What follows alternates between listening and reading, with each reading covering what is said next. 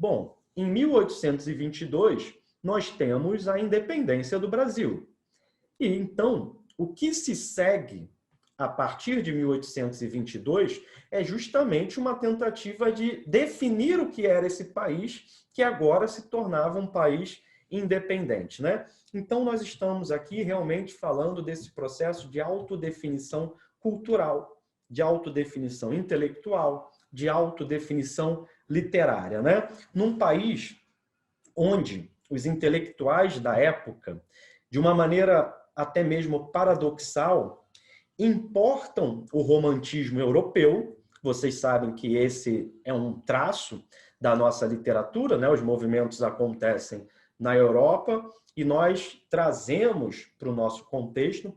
Então, eles trazem esse romantismo europeu, por exemplo, o romantismo de um Chateaubriand, por exemplo, o romantismo de um Walter Scott, um francês, outro inglês, para fazerem do romantismo, vejam que interessante isso aqui, é muito bacana a gente pensar o processo de formação cultural do século XIX, porque a gente ainda está vinculado, de certo modo, a ele, não obstante as tentativas de ruptura, né?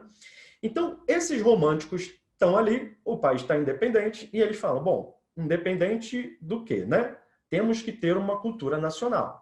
E aí eles olham para a Europa, Walter Scott, Chateaubriand, Balzac, Victor Hugo, e assim vai.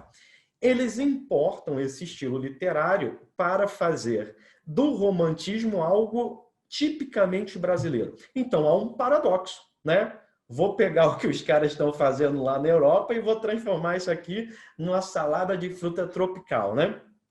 Justamente porque nós estamos falando de um Brasil que buscava definir a sua forma própria de olhar para as questões sociais, para as questões políticas, para as questões culturais, né? Então, isso aqui, gente, é muito, muito importante para a nossa história enquanto nação. Não apenas literariamente, mas de modo geral. Então, é nesse paradigma de tentar construir algo tipicamente nacional que o indianismo surge como tentativa. Tentativa de quê? Bom, tentativa exatamente de fazer uma cultura tipicamente nacional, né?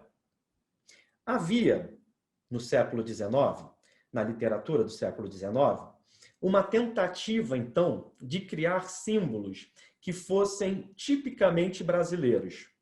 Ou seja, símbolos que pudessem funcionar como argumentos ideológicos. Argumentos ideológicos do quê, professor? Argumentos ideológicos do nosso nacionalismo, né?